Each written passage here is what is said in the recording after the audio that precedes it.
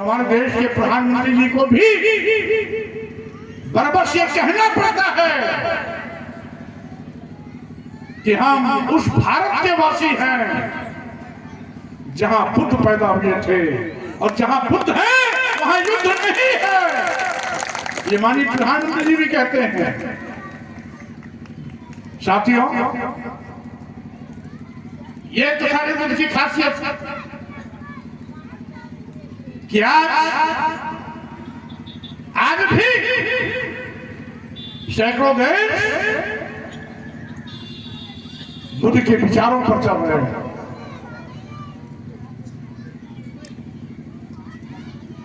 दुनिया में तकनीकी में अमेरिका को भी मात देने वाला मुट्ठी भर लोगों का देश जापान का राष्ट्रधर्म भी बौद्ध धर्म है। आज जितने भी पड़ोसी देश हैं, लंका, म्यांमार, थाईलैंड, जापान, चीन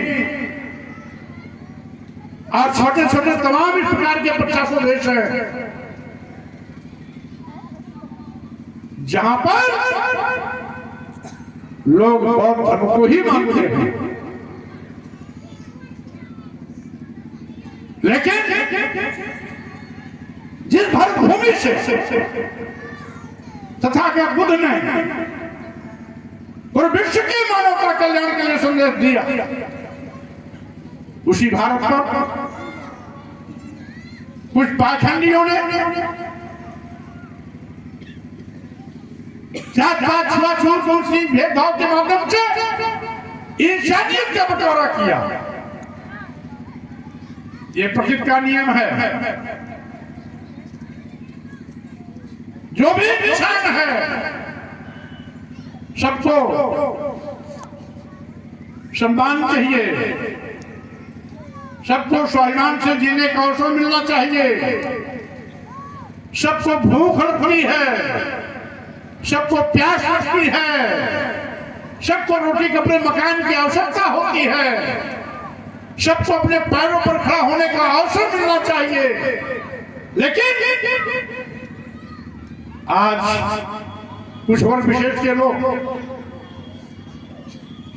इंसानियत का भी बंटवारा करते हैं, जाति के नाम पर, वर्ण के नाम पर, वर्ग के नाम पर, और हमें सर्टिफिकेट देते हैं कि आप नीच हो, आप अधम हो, आप फला जात के हो, फला वर्ण के हो, फला वर्ग के हो।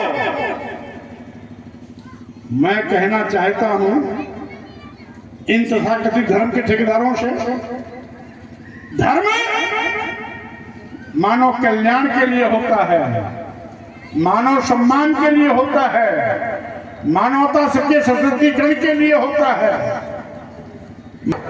जो इंसानियत का कल्याण करता हो, जो मानवता को अपमानित करता हो, वो धर्म नहीं हो सकता है। यह तथागत बुद्ध का दर्शन है और यही बौद्ध धर्म की विशेषता है।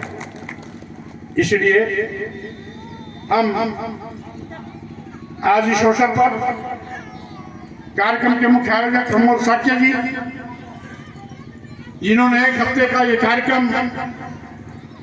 बौद्ध कथा के रूप में आयोजित किया है, और इस कार्यक्रम के माध्यम से मुझे भी आप सब लोगों की साथियों, इस देश में हम अगर इंसान हैं तो इंसान की कोई जाति नहीं होती। जातियां तो जानवरों में होती है।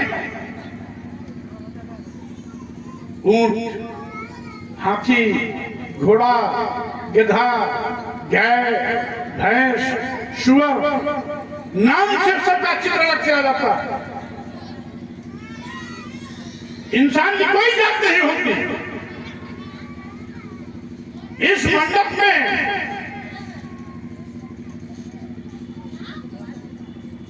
अगर आप बाहर से आगे कोई यहां बैठ गया तो ये नहीं कह सकते, उसके चेहरे को, पहनावे को देखकर ये नहीं कह सकते ये ब्राह्मण है, ये क्षत्रिय है, ये बनिया है, ये शूद्र है, ये नहीं कह सकते। सब आपको इंसान नजर आएंगे, क्योंकि जाति इंसान की नहीं, जाति जानवरों की होती है। और जानवर का नाम लेने से उस जानवर की आकृति आपके आंखों में अपने आप करने लगती है, लेकिन इंसान इंसान होता है। हिंदू, मुसलमान, सिख, ईसाई, बौद्ध, जैन, सिख, सभी इंसान। इंसान में कोई जाति नहीं। और इसीलिए साथियों, कुछ लोग इंसानों में भी जातियां पैदा करते हैं।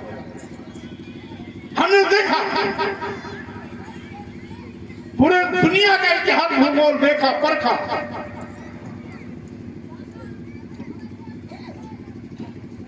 सामाजिक इतिहास का भी अध्ययन किया। जितने भी बच्चे पैदा होते हैं, भारत में पैदा हो, अमेरिका, इंग्लैंड या यूरोप के किसी देश में पैदा होता हो,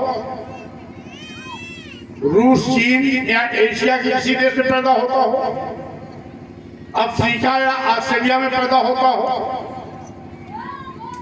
बौद्ध, जैन, सिख, ईसाई, मुस्लिम या किसी धर्म में पैदा होता हो, हर बच्चे की आकृति एक होती है। एक सिर, दो आंख, दो कान, दो नाक, दो हाथ, दो पैर, पेट और पीठ, ये समान बनावट है।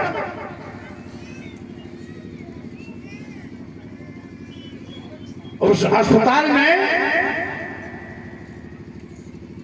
एक ही समय में 10 बच्चे पैदा होते हैं।